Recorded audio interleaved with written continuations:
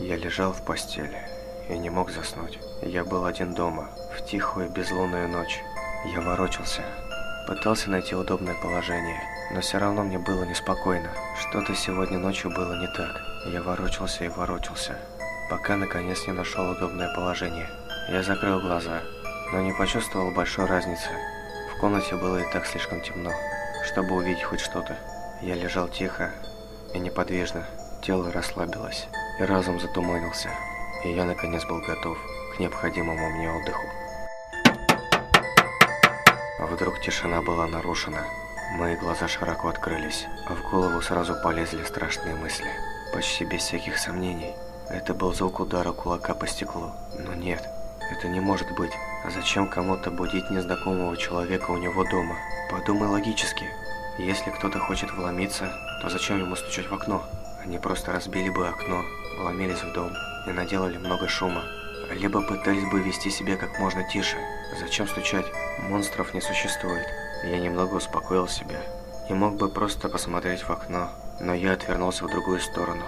Я слишком напуган, чтобы повернуть голову, боясь увидеть свой самый большой страх за окном. И все же, что это может быть? Может быть, пара птиц ударились мне в окно?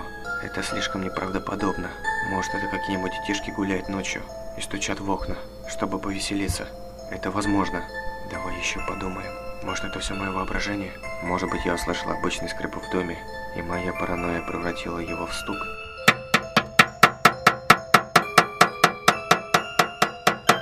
Нет, определенно это не мое воображение. Эти чертовы дети постоянно шалят.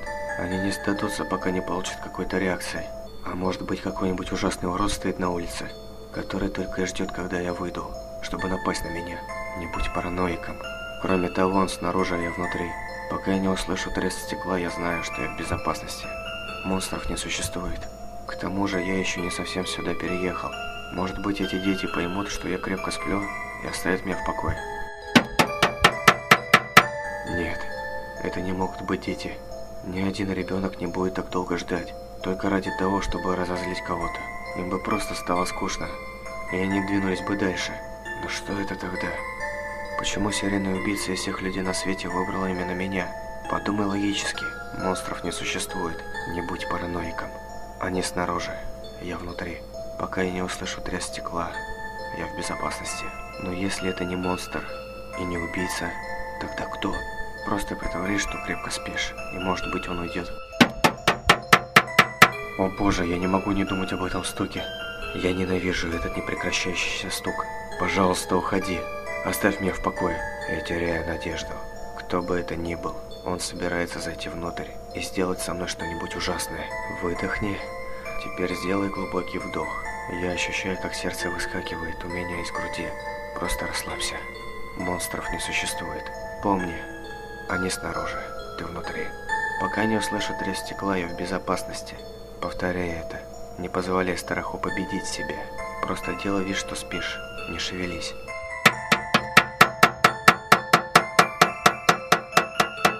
Помни, они снаружи, ты внутри. Пока я не услышу треск стекла, я в безопасности. Монстров не существует. Просто делай вид, что спишь. И молись, чтобы это закончилось. Пока не услышу треск стекла, я в безопасности. Слезы начинают стекать по моему лицу. Монстров не существует. Монстров не существует. Они снаружи, я внутри. Пока я не услышу треск стекла, я в безопасности. Я больше не могу это выносить.